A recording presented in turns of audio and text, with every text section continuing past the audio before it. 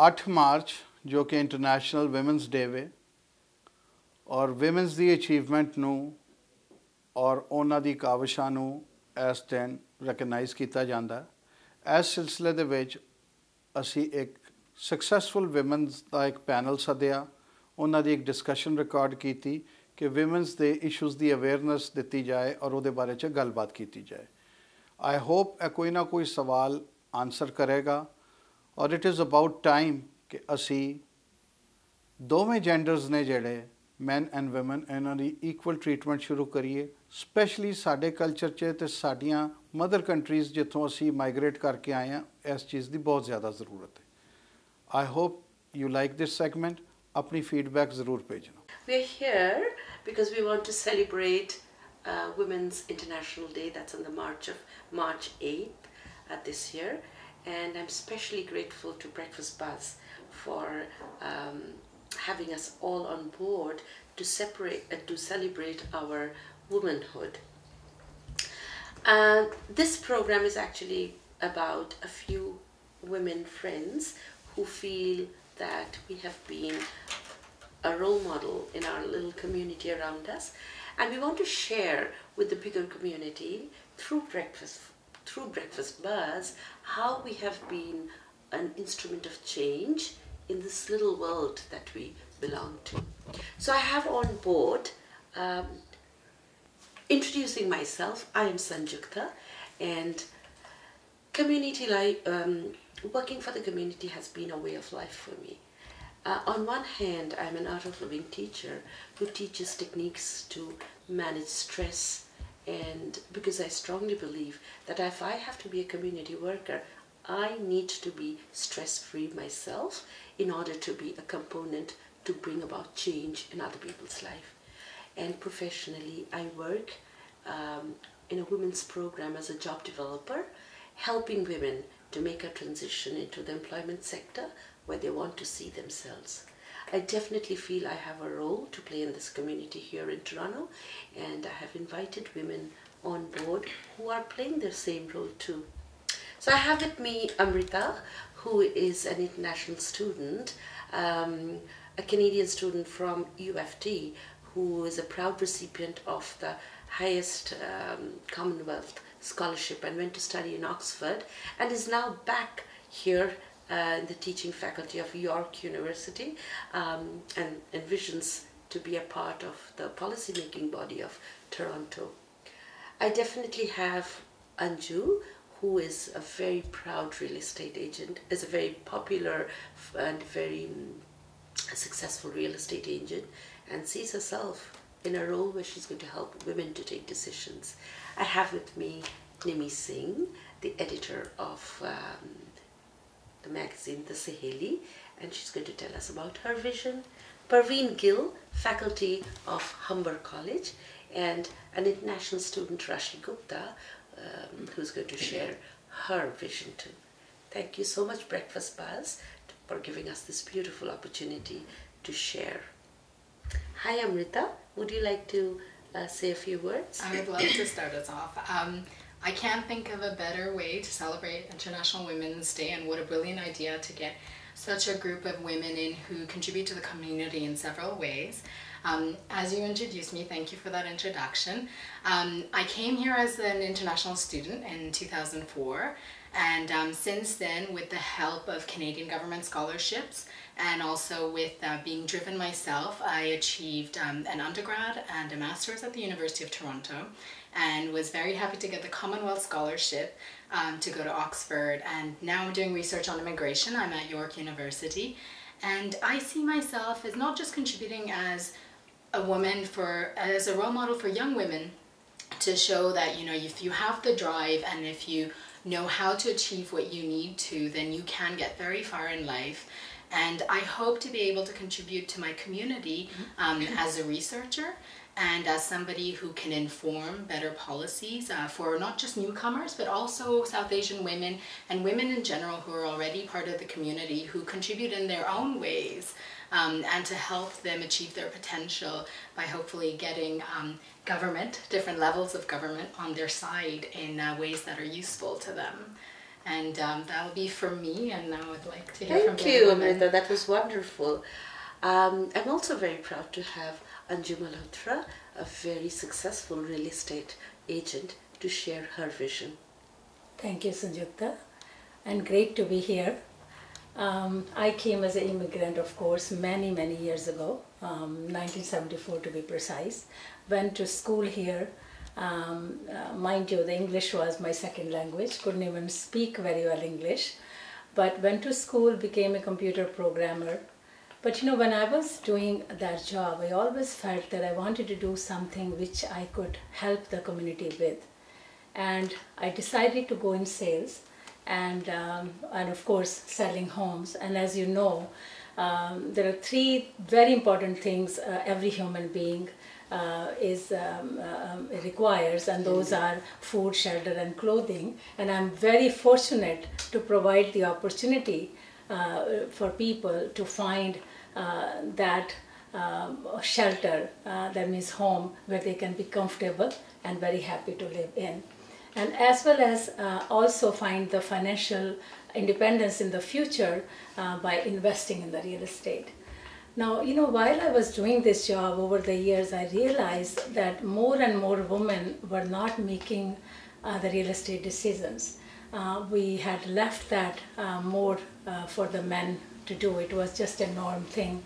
And you know, what is happening is these days there are more single women, there are more single mothers, there are a lot of widows in the society, and I really find that that is the area I really like to make a difference in.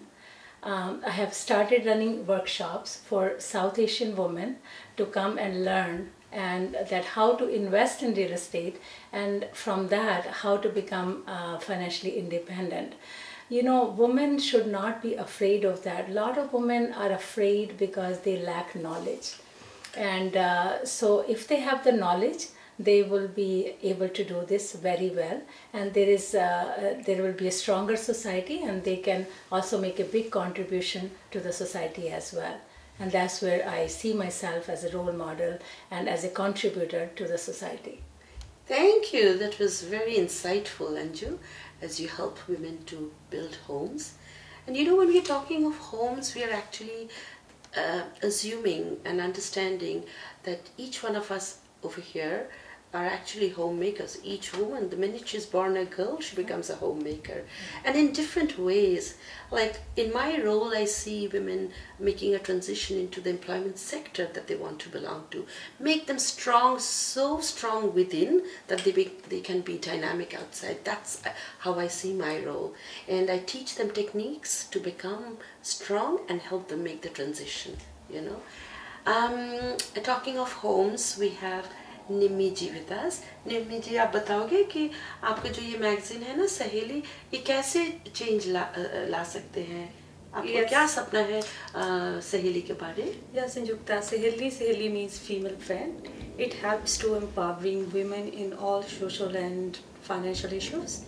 And I want Seheli to be a guide for everything in the women's life. Ah, beautiful. So she has a beautiful magazine which has just launched, the Saheli magazine, which she wants as a household name, right? Yeah, that's right. Beautiful. Parveen Gill is here, a faculty member of Humber College. Hi Parveen. Hi Sanjukta. Would you like to share with us what you feel, your role in Humber College? I have seen Parveen's role there as a beautiful connector with all the international students who are there from India. Can you share with us how? Yeah, sure. First of all, let me thank you. Thank you so much for having me here today. And as Amrita said, and Anju also pointed out, I'm also an immigrant. I came here in May 2005, so I'm just 7 years old in Canada. So when I came here, I started looking at it's a beautiful country, but transition, especially for female, was difficult. So I also faced that transition, and I decided to go back to school, and that's the first message I would like to give to all the women out there, how important education is. And people used to tell me, hey, you have terminal degree, you have PhD, why you're going back to school and just to do the certification? but I was so convinced with the fact I need to learn about this work culture, and I need to, that will get me into the transitional phase or smooth transitional phase. So I went back to school, and then gradually I started with Humber now for almost 4 years, and beautiful platform. So how do I connect with my female students or students in general or international students? When my international students, especially women students, they see me standing there and an Indian female teacher, it's a lot of inspiration for them. I can see that. And then I'm part of a program with Humber only called Connect, where we provide a platform to the students, to the international students. Not only that platform, in the community service, I'm a big fan of giving back to society. Actually, that's what I believe in strongly. And through different platforms, I provide mentoring to the mentees, and I prefer really to have the female mentee, because that's the purpose of women empowerment, and give them that chance. They're so creative, they're innovative, and they can do anything what they want on this planet. So all they need is just a guidance, and I think I'm doing, and I'm trying to do my role in terms of giving them that connectedness. So that's how I see helping community as well as women. Thank you, Parveen. That was wonderfully said. She's playing a very vital role as a faculty at Humber. Moving on, if she's a faculty member, we have students here as well. So Rashi Gupta is an international student who will give her views regarding how she sees herself here in Toronto and how she's contributing to her own world back home and here. Thank Hi, you. Rashi. And first of all, just being on this program is such a big thing. If my parents see it back home, it's automatically a big boost for them to see that, yes, I've grown up. I came to Canada here 5 years back. And gradually, I got into grad school after my undergrad, and I'm now studying or doing research in breast cancer biology. So we see everywhere where we've listened that women should be made to be strong, and they are strong. And I think they should be strong physically as well. So that is why we see boards everywhere, Women's Health Matters. And breast cancer actually claims the most lives out of all cancers in women. About 15% of all cancer deaths are caused by breast cancer. So in 2011 alone, about 5,100 women died because of breast cancer. And everybody asks me that, you know, so many billions of dollars are going into funding and research. So why is there still no cure? And I think that's because cancer is a very illogical and widespread disease, molecularly speaking. I mean, if you have any other disease, only one system of the body goes wrong, but cancer is so widespread it grips you. And that is why me and all the other researchers who work in this field work really, really hard to define and delineate all the millions of little things that can go wrong in a cancer cell, and why cancer cells don't respond to therapy and they develop resistance. Another role I see myself playing is it starts from family. So I come from a very traditional Indian family, and like everyone back home, my parents, when they sent me here, they didn't expect me to last very long. And really, they thought I should come back within 1 year, complete my graduation in India from Delhi University, which is a very good place. But then eventually get married, so I would have had a kid by now. But I think the most important thing I see myself doing is setting an example for my cousin sisters and my own sisters by letting them see that you need to be strong and professionally secure yourself before you can set an example in your own family and settle down and be the foundation with somebody else in a partnership and build a home. Thank you so much, Rashi. Yes. That is so beautiful that each one of us here recognize that we are here for a cause on this planet as a woman.